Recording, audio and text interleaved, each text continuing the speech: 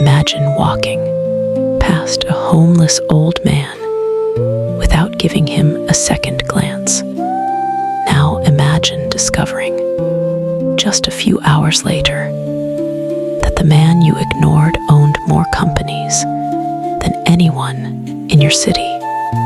What would you do?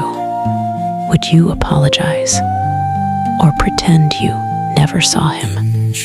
This isn't just another story about money. It's a story about the price of judging people by what they wear. Outside the luxurious Grand Crest Hotel, where billionaires stepped out of exotic cars and celebrities walked across red carpets, one old man sat quietly on the cold sidewalk with nothing more than a worn backpack, torn shoes, and a faded brown jacket. People looked at him with disgust. Some laughed. Others crossed the street to avoid him. One businessman dropped a single coin at his feet without even making eye contact. A hotel guest whispered, "People like him ruin the view." The old man didn't argue. He didn't beg. He didn't defend himself. Instead, he simply smiled, because every insult, every cruel stare, every act of kindness was being carefully recorded. Hidden cameras watched from nearby buildings. A black SUV sat across the street, with executives silently taking notes. And somewhere inside the hotel, a decision was about to be made that would destroy some careers and completely transform one little boy's life forever. You say the old man wasn't homeless. His name was Richard Lawson, and before the sun set that evening, the entire city would learn the dangerous cost of judging someone by their appearance. But before we continue, take a moment to tell us in the comments if you found a homeless person outside a luxury hotel. Would you stop to help or keep walking? Because your answer might reveal more about you than you think. Now, let's begin. The city of New York was already awake long before the sun climbed above the skyline. Traffic flowed through the streets like a restless river. Luxury cars glided past yellow taxis. Business executives hurried toward glass towers, their eyes locked on expensive watches instead of the people around them. Outside the Grand Crest Hotel, workers polished the marble entrance until it reflected the morning sky. Bellhops lined up with perfect posture. Doormen greeted wealthy guests with polished smiles. Everything about the hotel whispered one message: only the important belong here. Just a few feet away from those golden revolving doors sat a lonely old man. His jacket was stained. His shoes had holes worn through the soles. His silver beard was untidy. His backpack looked older than many of the people walking past him. Most visitors never even looked at his face. To them, he wasn't a man. He was part of the sidewalk, a problem, an inconvenience, an unpleasant picture outside a beautiful building. A woman wearing designer sunglasses covered her nose as she walked by. A young businessman laughed with his coworkers. I can't believe they let people like him sit here. Another guest shook his head. They should move him somewhere else. Richard Lawson listened to every word, yet his expression never changed. Years earlier, those same kinds of people would have fought for the chance to shake his hand. Today, they refused to even meet his eyes. That was exactly why he was there. Richard had spent 45 years building Lawson Technologies into one of the largest technology companies in the world.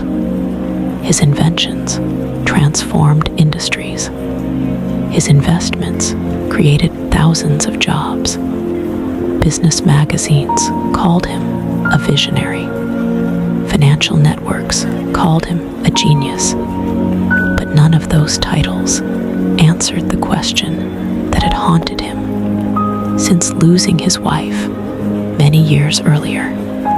What kind of person are you when there's nothing to gain?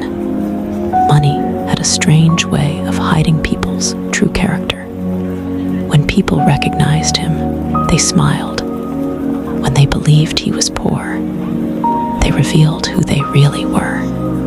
That truth had become more valuable than every dollar in his bank account.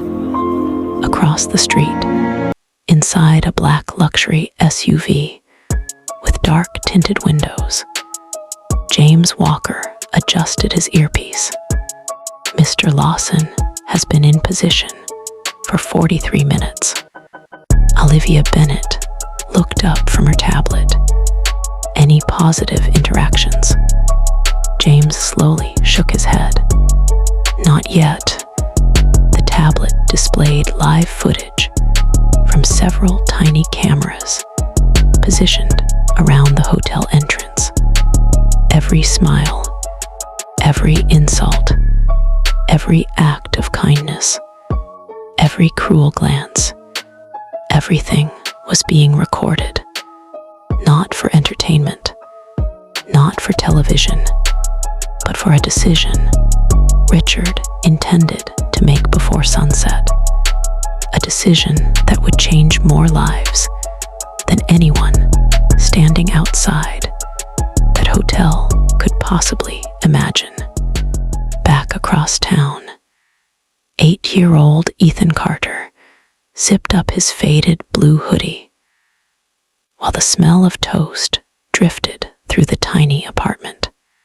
His mother, Sarah, smiled as she placed a simple sandwich into a brown paper bag. "I'm sorry, it's only peanut butter today."